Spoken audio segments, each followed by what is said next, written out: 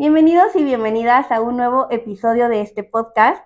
En este episodio vamos a repetir un invitado que ya habíamos tenido en el podcast, pero en esta ocasión vamos a hablar más allá de un testimonio, vamos a hablar un poco más teóricamente sobre las leyes que influyen o que luego no se cumplen para las personas con discapacidad que llevan o que tienen que llevar a cabo ciertos procesos legales y en ciertas ocasiones para cumplir sus derechos o para que no se les violenten sus derechos. En este episodio tenemos nuevamente con nosotros a Brian. Hola, Muchas gracias por acompañarnos. gracias a ti por invitarme. Entonces, bueno, ya grabamos el episodio de Vivir con TDAH, ya pasamos un poco esa presentación de quién es Brian, para que si no lo han visto, corran a escucharlo y sepan un poco más a detalle quién es Brian.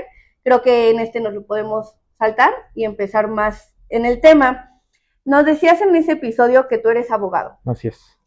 que como tal fue algo que estudiaste, no tanto por vocación, Ujú. pero que al final de cuentas encontraste las herramientas y la manera de sacar esa carrera. Así es. Actualmente, ¿qué tan presente la tienes en tu vida? Eh, pues no tanto como para llegar a ejercerlo o a lo mejor como estudiándolo, pero sí, pues una vez que estudias derecho, como que te queda la espinita, el algo de estar viendo las noticias, de estar viendo qué es lo que se legisla, qué es lo que las nuevas leyes, las reformas, todo este tipo de cosas. Entonces, presente así como tal que tú digas, wow, lo estoy ejerciendo o algo así, ¿no? Pero pues sí estoy todavía dentro de viendo sobre las leyes, viendo las noticias de todo lo que está pasando como dentro del mundo legal actualmente. Okay. Y sobre esto que ha estado cambiando, un poco nos ayuda para adentrarnos en el tema, que nos expliques de forma sencilla qué es un juicio de interdicción. Bueno, el juicio de interdicción es un juicio que se lleva a cabo, que por lo regular se lleva a cabo eh, para personas con discapacidad. Este consta de que la persona con discapacidad pierde por completo el pues sí, el estatus legal, el ejercicio de sus derechos dentro pues sí, del mundo legal. Entonces pasa a tener un tutor. Y este tutor es el que ejerce los derechos en nombre de la persona con discapacidad. ¿En qué casos una persona puede perder sus derechos? Porque, o sea, podemos decir discapacidad, pero pues hay una gran amplitud, ¿no? O sea, desde una discapacidad adquirida y que no sé, la persona está en silla de ruedas, pero mentalmente sí puede hacer uso de sus facultades. ¿En qué casos es cuando aplica?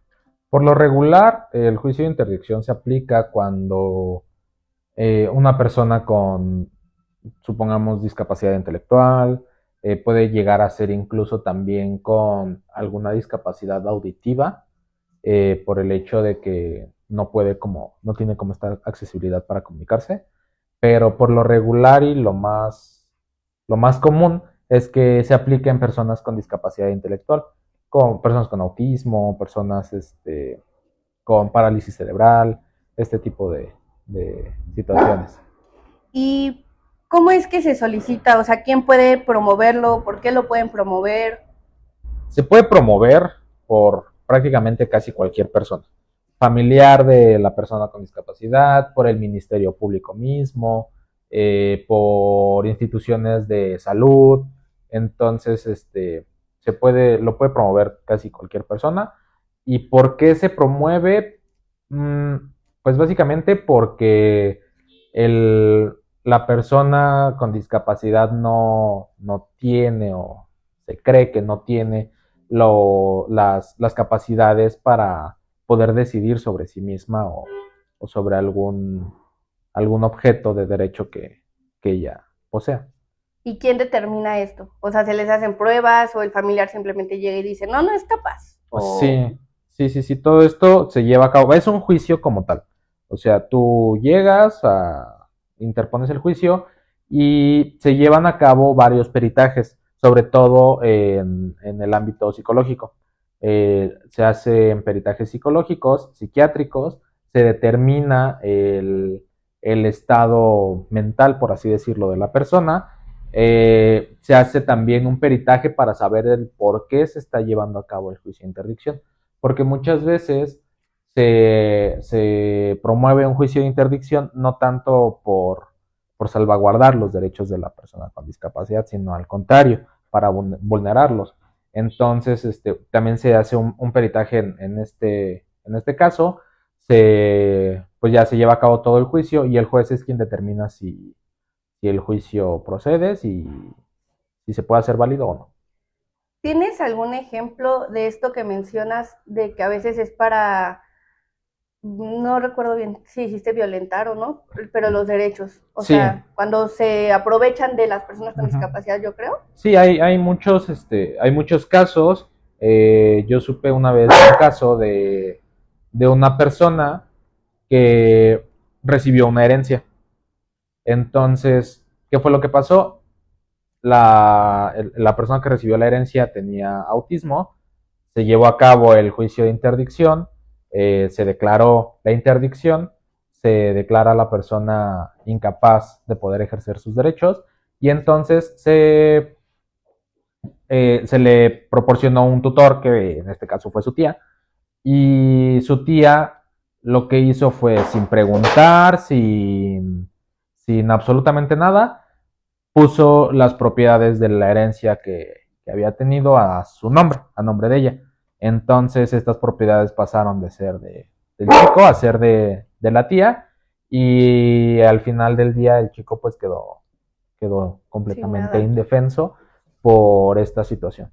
Pero, o sea, por ejemplo, la tía se quedó con estos bienes, pero a su nombre, viviendo en ellos con la persona con discapacidad, o por ejemplo, la privó totalmente y la, no sé, por ejemplo, que sabemos de casos de que abandonan en la calle a las personas. En este caso se quedó con las propiedades y el chico quedó viviendo en una de las casas, ¿no? Al final del día, pues esto también vulnera sus derechos porque pues eran propiedades suyas. Pero también ha habido casos en los que mandan a las personas, por ejemplo, a un asilo, a algún hospital psiquiátrico, o simplemente van y lo dejan con otro familiar. Entonces, sí ha habido muchos casos bastante fuertes en este aspecto. No nada más hablando de propiedades, también hablando de herencias en dinero. Y, por ejemplo, justo dices que no solo se puede hablar de propiedades en este tipo de juicios. ¿Qué otros tipos de derechos están en juego? Por ejemplo, en el tema de la sexualidad de las personas con discapacidad, ¿qué tanto se les vulneran también sus derechos? No sé si aún pase, pero que antes los papás podían operar a las hijas mujeres para que no pudieran quedar embarazadas. Y ponle en un caso en el cual la chica sí pudiera llegar a tener las habilidades para tener un hijo, pero la operaron para que no. Pues en este caso también se vulneran porque, te digo, el juicio de interdicción prácticamente les cede toda la personalidad jurídica a la otra persona. Entonces, cuando se declara la interdicción, básicamente pierdes todos tus derechos. Entonces, hablando de sexualidad, eh, pues la persona tendría que pedir permiso, prácticamente, para saber si puede o no puede tener relaciones con alguien y con quién sí, con quién no, cuándo y a qué hora, porque pues es su tutor legal. Entonces, pues sí se vulneran sus derechos en prácticamente todos los aspectos. Actualmente, aquí en la Ciudad de México ya no se lleva a cabo el juicio de interdicción, eso ya este, ya desde el año pasado se eliminó. En otras partes del país aún se sigue teniendo como un instrumento válido, pero justo actualmente se tiene como una controversia porque prácticamente cuando se declara la interdicción, la persona pasa de ser una persona a ser un objeto. O sea, el tutor decide sobre él, qué es lo que puede hacer, qué no puede hacer, cuándo lo puede hacer, con quién se puede hacer. Entonces, sí se vulneran derechos pues prácticamente de toda índole. Pero dices que al hacer toda esta parte de los peritajes o pruebas psicológicas se busca un poco proteger, si se puede, en el sentido de que hay un, no sé, o sea, de verdad que estén, no, por decir un ejemplo, en una parálisis severa que de verdad no tiene habla, ni movimiento, ni nada, entonces sí tiene un tutor.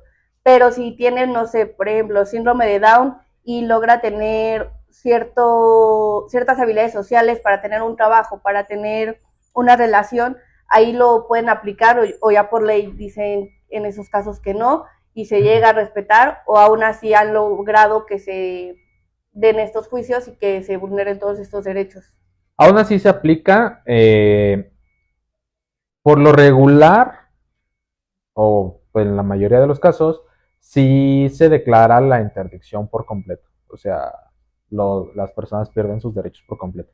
Hay casos muy en particular que sí llegan a ser parciales, que no se necesita un tutor para todo.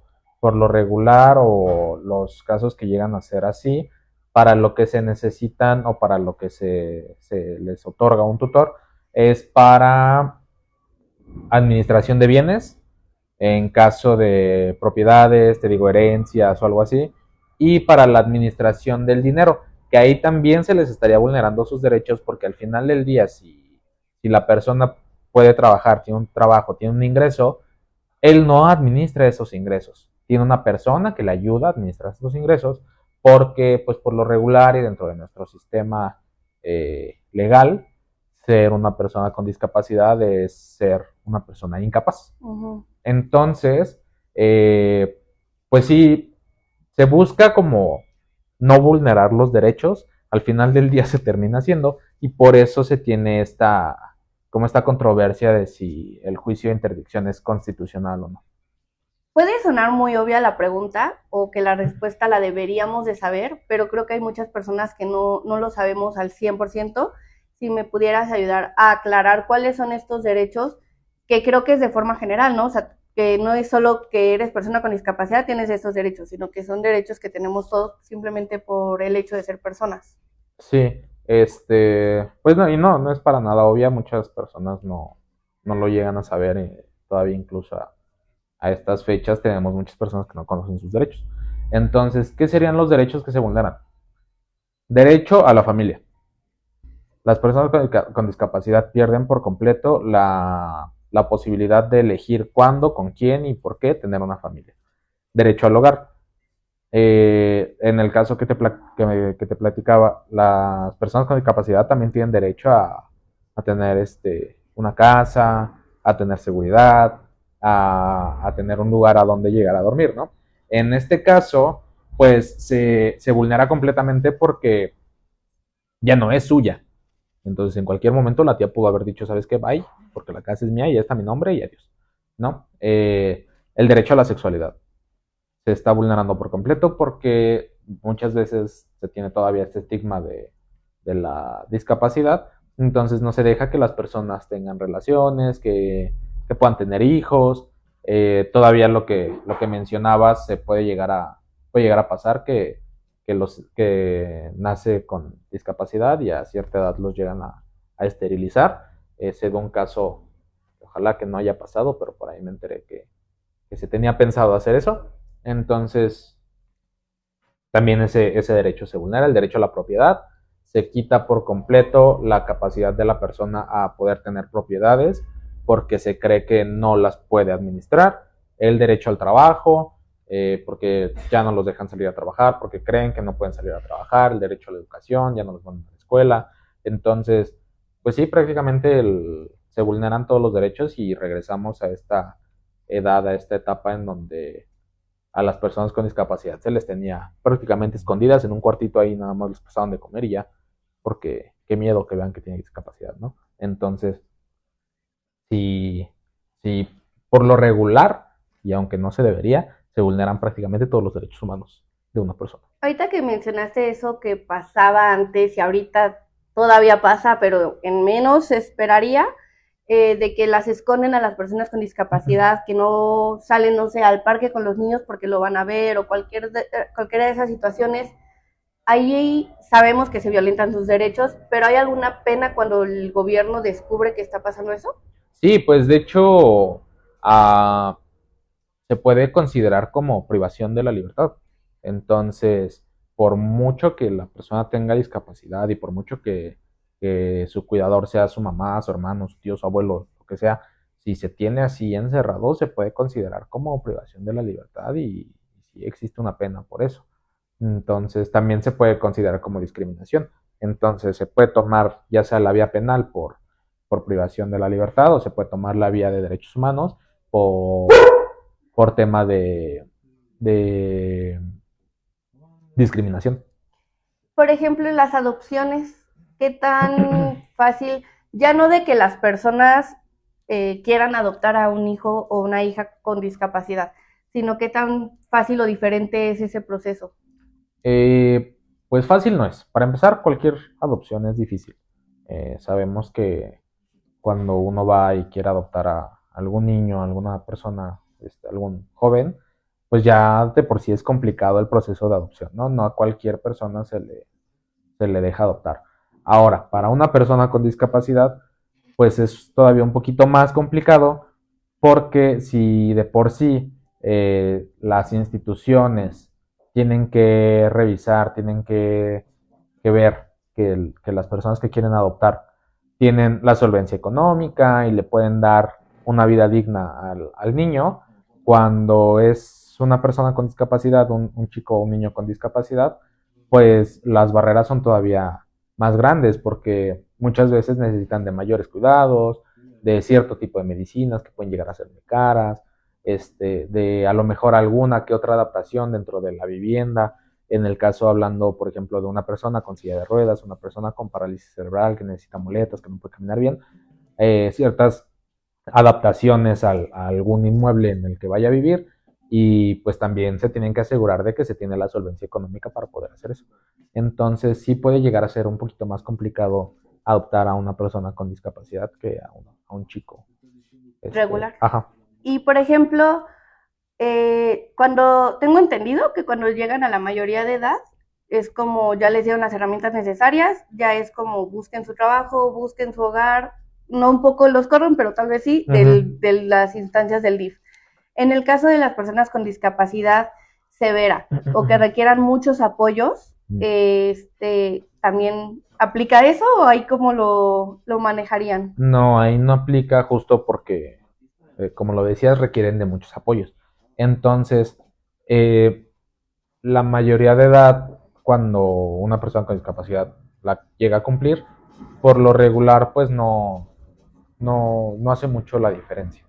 Si las personas ven, bueno, si las instituciones y el DIF, en este caso, ve que el chico puede trabajar, puede hacer su dinero, lo dejan que trabaje, pero sigue estando dentro de la institución. Entonces, en este caso, pues sí, como que la institución queda con la tutela de los chicos después de O adultos. ajá, de los adultos después de los 18 años, eh, pero, pero también puede darse el caso de que alguna persona eh, pida ser su tutor. Entonces, en este caso, si alguna persona pide ser tutor de la persona con discapacidad, entonces ya no es tanto como un proceso de adopción, porque no se le llama adopción, es más como una tutoría, pero pues al final del día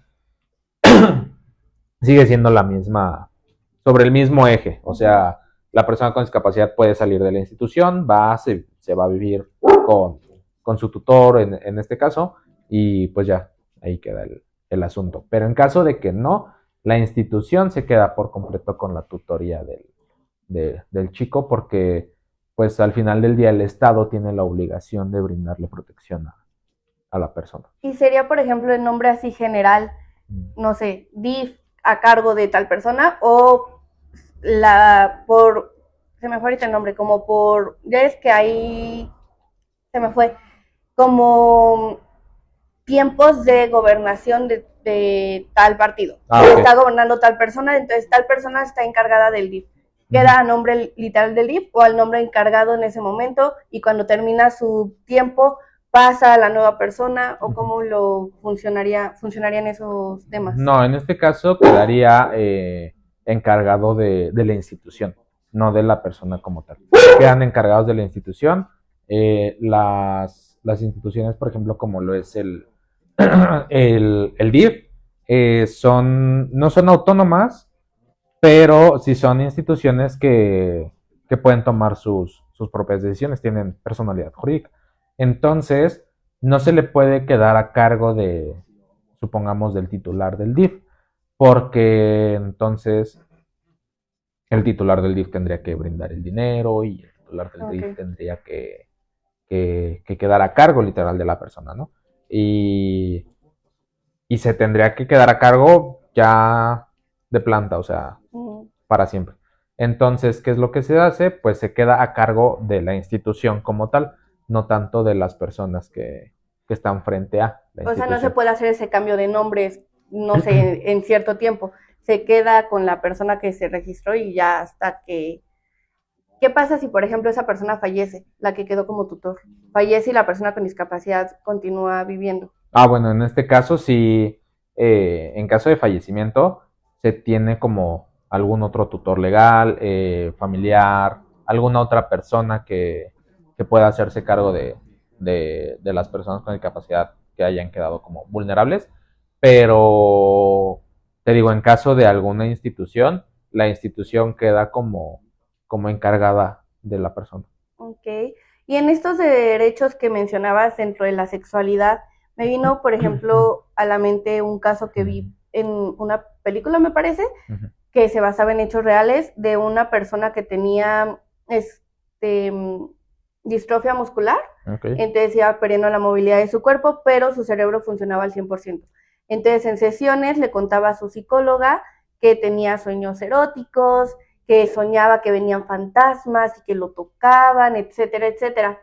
Cuando la psicóloga creo que lo comentaba, le decían que podía llevar a cabo un manejo a través de trabajadoras sexuales que fueran con esa persona, o sea, temas así sexuales ya muy, muy, no densos, pero sí tabús, tal vez, de que hay justamente personas con discapacidad, no sé, que tengan alguna parálisis en el cuerpo, pero el cerebro les funciona, están conscientes de lo que está sucediendo y tienen alguna necesidad sexual.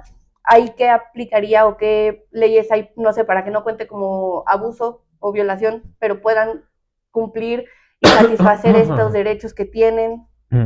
Pues justo como lo decías, si se tiene la capacidad mental de tomar decisiones, de saber qué es lo que está bien, qué es lo que está mal, que el cerebro esté funcionando completamente al 100, lo único que no te funciona es el cuerpo, pues en realidad no habría mucho problema, porque tú eres consciente, tú estás dando la autorización de que se dé el acto.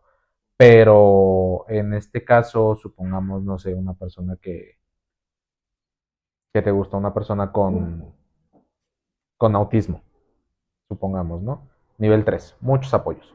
Que no pueda decidir, que tenga la necesidad sexual, porque se tiene la necesidad sexual al final del día, el cuerpo humano se sigue desarrollando y al final del día se tiene una necesidad sexual. Pero no pueda decidir sobre con quién, cuándo y cómo tenerlo. En este caso, la ley sí prevé ciertos apoyos para que no cuente como violación o como abuso sexual. Entonces, para empezar, pues inevitablemente se tiene que pedir permiso al tutor. Si el tutor está de acuerdo, perfecto. Primera. Segunda, puede llegar a sonar raro, puede estar como medio confuso ahí entre que se protejan los derechos y se vulneren, pero en algunas legislaciones se prevé que el tutor debe de estar mientras se está realizando el acto. Okay. Entonces, por eso te digo, está ahí como medio confuso que se protejan o se vulneren los derechos, porque pues a ella no estás dando como esa privacidad, ya estás como vulnerando un poquito ahí los derechos de la persona, ¿no? De las dos personas, ¿no? O sea, de la persona con discapacidad, no, de todos los implicados, porque pueden ser muchos los que están en el acto sexual, pero entonces, también si la persona no quiere estar observando, el tutor no quiere estar observando. Pues, te digo, suena suena raro porque pero son cosas lamentablemente que así pasan. son las leyes, Ujú. pero se ha sabido de casos en los que les dicen, pues agarra una sillita, te volteas, pero tú ahí estás en el cuarto. Tienes que estar ahí presente, volteado, viendo a la pared, haciendo lo que quieras hacer, pero tienes que estar presente ahí. Entonces, sí es un poquito complicado ahí la situación. Hay otras legislaciones que ya están más a lo humano, Ujú. que ya están más apegadas a realmente a no vulnerar los derechos. Y entonces lo único que se pide es que ambas personas estén de acuerdo, que la otra persona, la persona con la que vayan a tener las relaciones sexuales, esté de acuerdo. Y a veces, no en todos los casos, pero a veces se puede llegar a hacer como un contratito, como firmar una carta responsiva de yo sé, yo tengo el conocimiento de, y ya, pones tu firmita y ya. En cualquier situación, pues ya está ahí. El, Como el consentimiento ajá, informado. de que tú diste tu consentimiento, de que tú estabas consciente de que tú eras, pues sí, de que tú sabías la situación y aún así lo hiciste, ¿no? Entonces, te digo, sí hay todavía como, hay unas cositas medio Ujú. densas dentro de las legislaciones en México sobre la sexualidad de las personas con discapacidad, porque todavía se tiene como un tabú. Todavía hay mucha desinformación acerca de estos temas. Sí, o sea, si simplemente me comentaban de un caso de un chico, ¿no? Que le dejaban de tarea investigar cuáles eran los derechos, que es lo que comentaste ahorita, cuáles eran los derechos, y que tendría 18 años esa persona y que los papás fue como de, no están en edad de tocar esos temas. Entonces, pues sí, si no están en edad, según los cuidadores, de tocar temas de cuáles son sus derechos, pues menos van a estar hablando de sexualidad, que creo que es otro gran problema, ¿no? Que asexualizamos mucho a las personas con discapacidad, cualquiera que sea, este, pero sí se me vinieron a mi mente como que muchas controversias que pudieran salir sobre ese tema, porque también, ok, le estás cumpliendo el derecho a la sexualidad a la persona con discapacidad, pero le estás violentando al tutor, pues que quiera, porque ponle, ok, está viendo a la pared y con audífonos no escucha, no está viendo, pero el saber que estás ahí en ese momento, o que de pronto en el momento ocurra un abuso más, o sea, como por ejemplo que simplemente con personas regulares o neurotípicas pasa que dicen que el no es no, aunque ya hayan estado fajando, ya estén sin ropa, etcétera, pero en una persona con discapacidad, si el tutor está volteado y ya no está escuchando por su propio derecho a, digamos, no ser, pues no sé, o sea, no tener ese fetiche, creo que se llaman, de ver el acto a otra persona o ver a otra persona haciendo el acto sexual, ahí también se puede dar mucho o prestar mucho a que justo haya algún tipo de abuso o violaciones, ¿no? Sí. También ese es otro tema de por qué es tan importante hablar de estos tipos de temas con personas con discapacidad y sus familias, porque finalmente es una población muy vulnerable para este tipo de violencias en general. Sí, muy, muy vulnerable, pues, o sea, igual se han sabido de muchos casos de personas con discapacidad a los que han sido violadas o usadas sexualmente, que, que al final del día, pues es culpa de todos, ¿no? Por no tener la información. Pero sí, lamentablemente en México las leyes son muy pétreas. ¿A qué me refiero con pétreas? Que son muy viejitas. Las leyes en México están todavía muy apegadas a lo de hace muchos años, no se han actualizado del todo. Y menos en temas como estos, en temas tabús, en temas de personas con discapacidad, de sexualidad. Hay muchas, muchas, muchas leyes que, pues que a día de hoy tú las lees y si no te crees que sigan vigentes. Entonces sí, sí hay como mucha controversia todavía dentro Esos temas. ajá, de esos temas y sobre todo dentro del mundo legal, ¿no? Porque pues hablamos de que los jueces, los magistrados, incluso muchos abogados son personas grandes, personas que tienen una mentalidad de otros tiempos, O muy cuadrados. muy cerradas, ajá. Entonces, pues sí, muchas veces también eso puede llegar a obstaculizar un poquito las legislaciones, Uh-huh. pero pues sí, al final del día, mucho de eso es la desinformación que se tiene acerca de, uno, sobre la sexualidad, que de por sí ya es un tabú, y dos, sobre las personas con discapacidad, entonces ya se volvió doble tabú y ya es algo que no se puede tocar. Que creo que me gustaría hacer mención de, o sea, justo para poder redirigir acciones o como se los decía a unos alumnos, o sea, el que pensemos, tengamos pensamientos suicidas, pensamientos agresivos, no es que esté mal, es algo que a todos nos llega a pasar, pero no lo verbalizamos por ese tabú que está al hablar de esos temas. Por ejemplo, con una persona que vemos que empieza a mostrar cierto lenguaje suicida, no le mencionamos, oye, ¿tienes pensamientos suicidas? Porque creemos que lo vamos a incitar a que se suicide, ¿no? Entonces lo hacemos tabú y no lo hablamos. Y ahí nos estamos privando de que psicológicamente ya hablándolo, al apalabrar todos los pensamientos que tenemos, tienes la posibilidad de redireccionarlos, de cambiar las acciones que llevarías a cabo y entonces ya no sean tan catastróficos como cuando estaban en la mente, que justo es a lo que iría con el romper estos temas. Sé que hay muchas veces que son temas incómodos, que no deberían de ser incómodos, pero bien también dicen, para tener relaciones sanas hay que tener conversaciones incómodas. Y si estos entran dentro de los temas incómodos, pues se tienen que hablar para poder evitar tanta violencia que hay, tantos abusos, etcétera, etcétera, ¿no? Para continuar, me gustaría también que nos dijeras más o menos qué puede hacer un ciudadano o un cuidador para no caer en alguna mala práctica legal. Pues para empezar, tener conocimiento acerca de las leyes, ¿no? Porque pues a lo mejor sonará como muy cliché, pero al final del día la ley te dice qué puedes y qué no puedes hacer.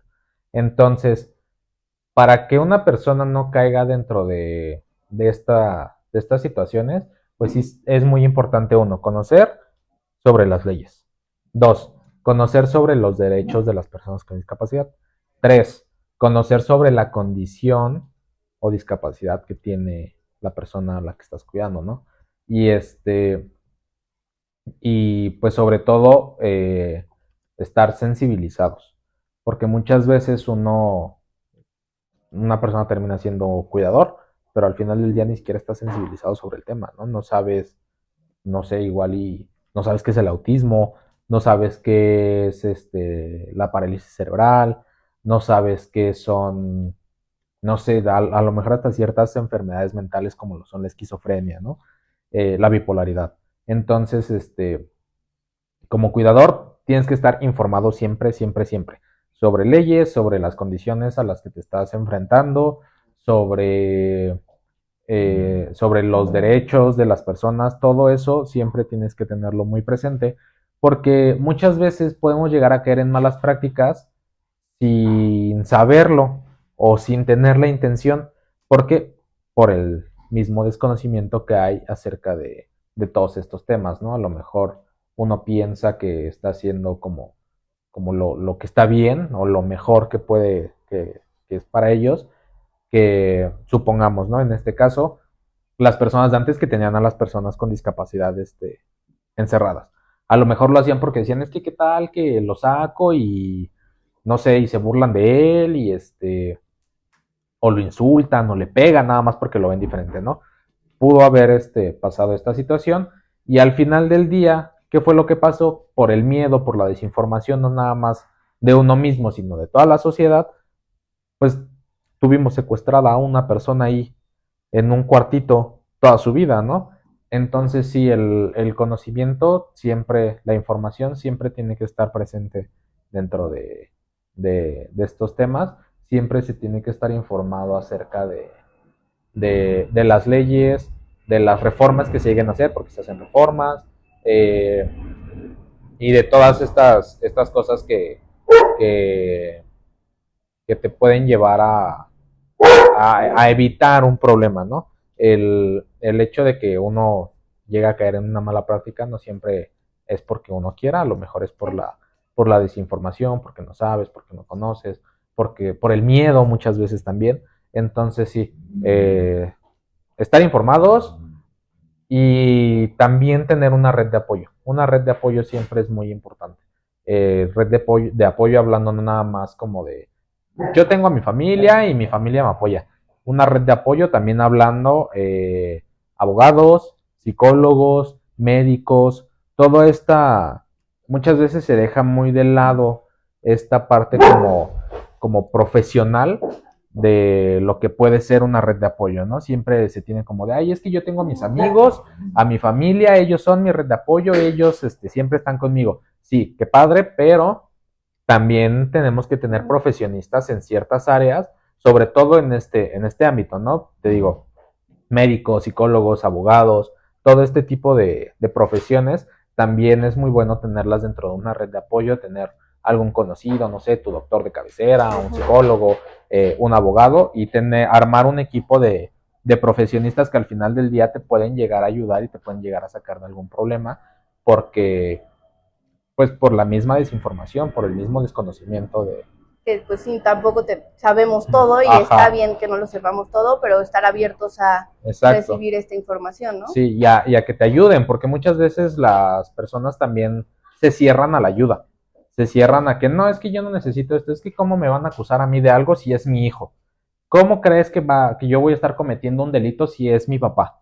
¿No? Entonces, el tener también como esta parte profesionistas de tu lado también te puede ayudar mucho.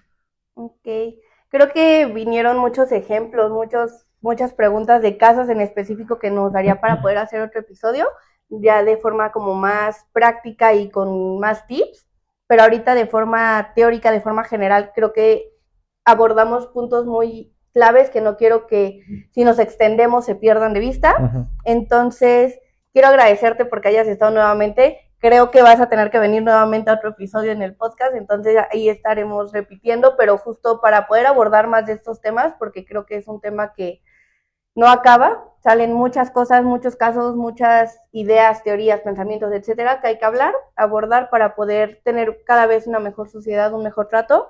Y pues te quiero agradecer nuevamente porque hayas venido, porque estés aquí en el episodio, en este podcast. Y me ayudas nada más a cerrar, por favor, para Claro que invitar sí. a la gente. Sí, no, muchas gracias a ti por volver a invitarme.